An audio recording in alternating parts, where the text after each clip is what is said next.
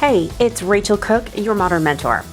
I'm the founder of Lead Above Noise, a firm specializing in retaining, engaging, and developing talent. And that developing piece is really important, like now more than ever. You know, I'm pretty good at what I do, and I'm guessing you are too. But if you step back and think about what being good at your job meant only a couple years ago, really pay attention to how much has changed. Like in 2019, for example, I don't think I had ever heard of Zoom. I certainly had never used it. And today, in 2023, probably 75% of my programs are built for and delivered via Zoom. I've learned a ton in the past few years. My point is, even the best in any field or industry never graduates from learning and developing. The landscape is always changing, and so then are the skills and capabilities that we need to be successful. And this applies doubly to leadership. If you're a new or aspiring leader, or even if you're a seasoned leader just with an appetite to better yourself, I hope you build time into your days to invest in your own development, whether through formal programs, through LinkedIn learnings, through podcasts, TED Talks, having coffee with experts in your field. There's no right way to consume, but there are right ways to ensure that your learning translates into capability, into behavior change, and into confidence in doing new things. Today, I'm going to share 6 of my favorite strategies for maximizing your return on investment. So a little bit of learning delivers big impact.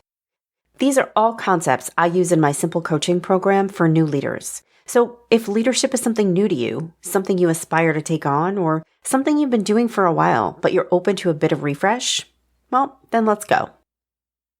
Okay, first, move your mindset. The great Marshall Goldsmith said it best. What got you here won't get you there.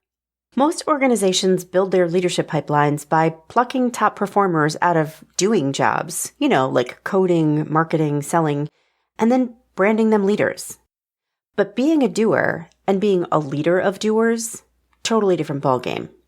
It's a huge mindset shift that a lot of companies lose sight of. So I always counsel new leaders in any field to really spend some time reflecting on what success is going to look like in this new role, and then determine how they might translate this into behavior. So if your marketing creative genius was what got you promoted, great, we can use that. But now your job is to unleash that creativity in your teams. So what questions will you pose? What conversations will you facilitate? What parts of your own creative process will you share so they can meet you where you are? Your glory comes from their achievements now, not just yours.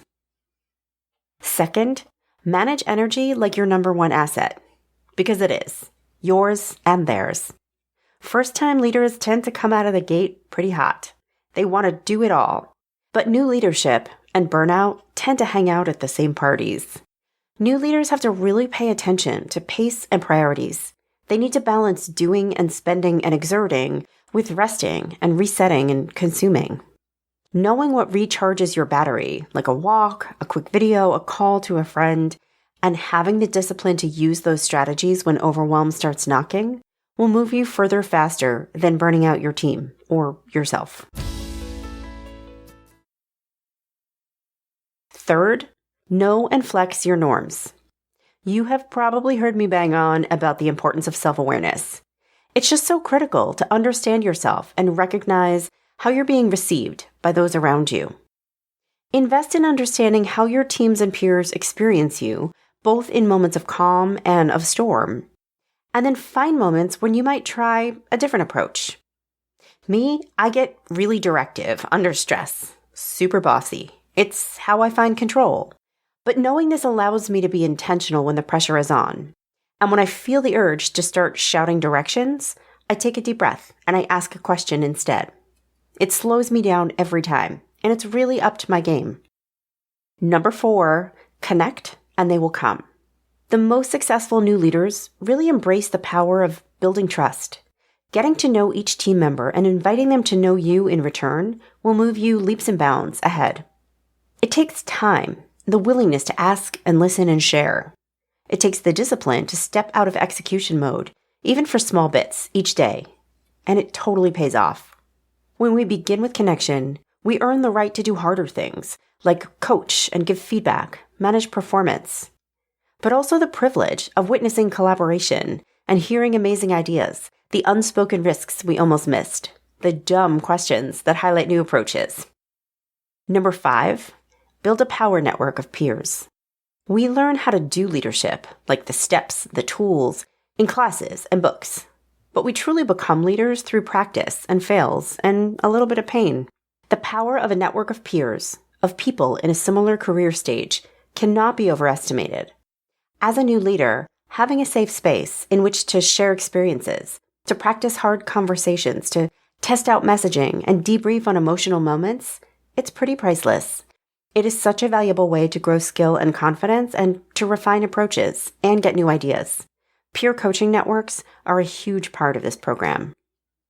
And finally, number 6, focus on your locus. Often, new leaders get really excited to change or to try, and then they realize there is a big giant wall in their way.